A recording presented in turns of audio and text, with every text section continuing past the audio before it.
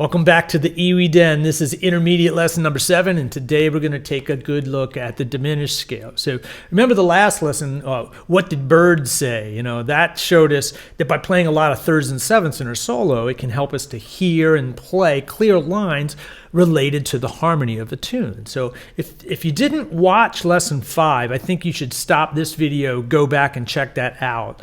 I'll put a link to it in the information section here. It's a great prerequisite to this because Charlie Parker gave us another big hint, and that was where to build diminished. So diminished in modern playing, for me, it seems to be the bridge between like the world of major and the chromatic world. You know, diminished is definitely from the chromatic world. It's a symmetrical scale that alternates between whole steps and half steps. So which one comes first? Well, as you can imagine, that's often debated. And let's just remember this, you know, when you're thinking about music theory is how we organize sound. So if you can organize your sounds tomorrow the same way that you organized them today, in essence, your theory is correct. Now, if you came up with your own system, it might be difficult to talk to others about it. But, you know, so learning about how to communicate clear harmonic ideas to others is of benefit. So learning all the common ways to look at things is really just good practice. But the whole half-step debate, you know, it's really quite ridiculous because, you know, they're just modes of one another. It kind of makes me laugh, man. It's like a chicken or the egg thing kind of comes to mind.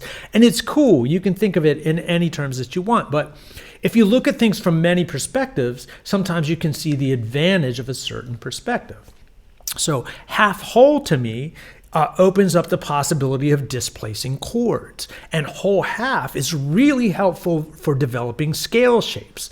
So we can cover that stuff in later lessons, but today we're just going to explore even yet another way of looking at diminished. If you already know diminished, it's cool. This will just give you another perspective. If you don't know diminished, it'll be a very graceful way to launch your study of diminished.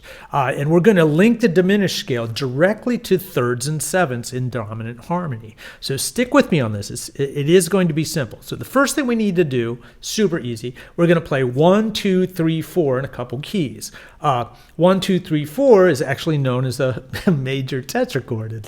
So I just want to show you how this sounds. We're going to play in a couple keys. Let's do B flat. So it's just 1, 2, 3, 4 and back down in B flat. Let's do it in E. We'll do it in A. Do it in E flat. Do it in the key of B. And finally, we're going to do it in the key of F. Okay, so the next thing we're going to do is we're going to turn these into minor tetrachords. Well, minor tetrachord, you probably guessed it. That's going to be 1, 2, flat, 3, 4. So let's just do the same thing, going through the same set of keys. B flat, minor tetrachord.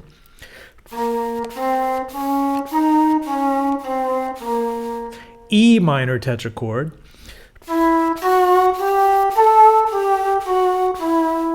A minor.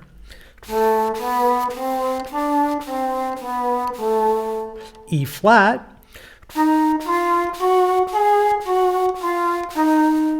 B. And finally F. It'd be a really good idea to do that in every key. So now let's just look at a C7 chord. So in the key of C7, which is C, D, E, F, G, A, B flat, C, the third is a E, and the flat 7 is B flat. We know that from our last lesson. So if we play a minor tetrachord off of each one of these, up and down, here we play E.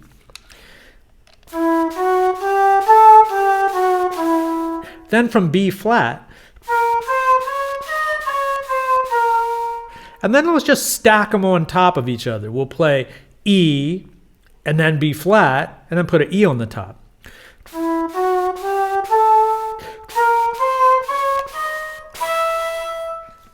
If we play it straight through like that, that's E diminished. If we start on B flat and do it, let's do B flat, then play off of E and end on a B flat.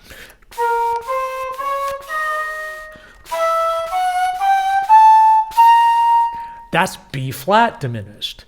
And that's a whole half diminished scale and how it properly can be applied to C7. Oh yeah, so the diminished scale is awesome. And there's actually only 3 diminished because, you can see that B flat diminished has the same notes as E diminished, but it's also the same as C sharp diminished and G diminished. So they all have 4 names. And remember, they're symmetrical. It's a circle. Whole step, half step, whole step, half step. So it's going to keep repeating itself. We don't need to know all of that right now, but we will investigate that in the future.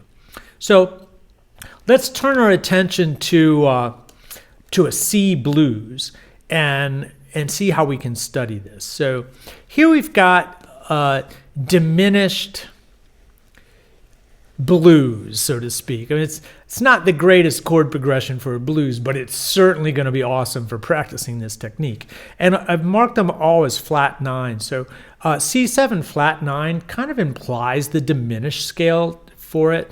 So if you build E minor tetrachord and a B flat minor tetrachord over this, it'll give you the sound of that chord. So since we're using iReal Pro here, I used the chord symbol that'll give the sound of diminished, and it doesn't really make for a great blues progression, but it'll allow us to apply this to the blues. So what we're going to do is we're going to go through playing the minor tetrachord from the 3rd in this measure, and then from the 7th, the flat 7th in this measure, and we'll keep alternating 3rd, flat 7th, 3rd, flat 7th, 3rd, flat 7th, 3rd, flat 7th, 3rd, flat 7th, the whole way through it.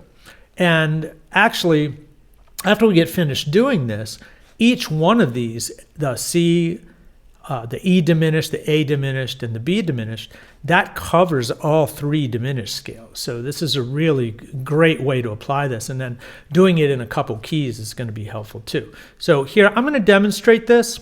Well, I guess before we do that, we should probably check out F dominant. So if we do F dominant, it's going to be an A minor tetrachord and an E flat minor tetrachord. So let's play the A minor, the E flat minor, and then end on an A.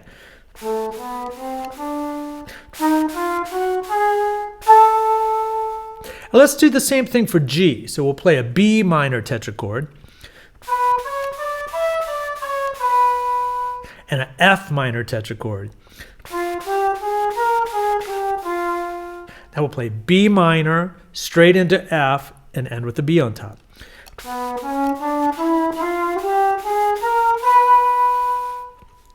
So now let's just do it to a blues. I'll show you the rhythm that I like to play this in, and then you can just copy it. So here we go. I'm going to play E minor in the first measure, B flat in the second, keep alternating the 3rd and the 7th.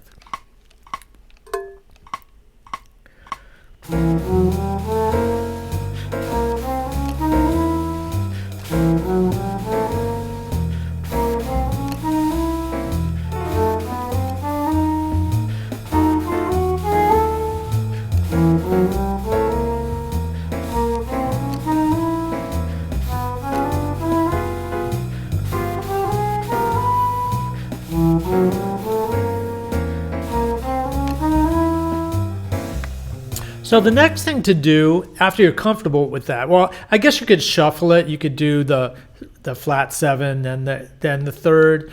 You could try playing them down, which is a great way to do it. And then after that, just combine the shapes and improvise using the minor tetrachords and changing them as you go through the chords. Here, I'll demonstrate with that. So here's just improvising with the minor tetrachords and making different shapes with them.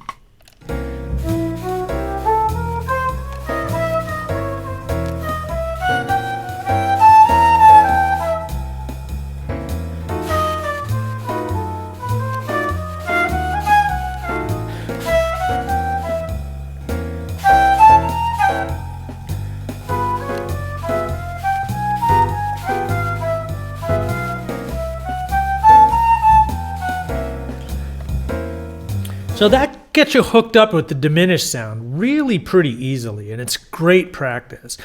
So using the diminished scale in every measure is really just an exercise. I don't use them in every measure while I'm soloing. You know, I try to combine them with different techniques. And then I try to play the diminished scale at points in the harmony where there's more tension is needed. It seems to be much more effective there. And this was just an introduction to get you started with diminished. If you want to pursue it further, you know, there's a couple things you could do. One, you could hit me up with a lesson and we could talk about it through. But there's a lot of resources online that you could find that talk about diminished. So I hope this was helpful. If it was, hit the like button. That helps me a bunch. And if you want to catch the next video, hit subscribe, and YouTube will take care of that for us. And I guess that's it. So have a great day.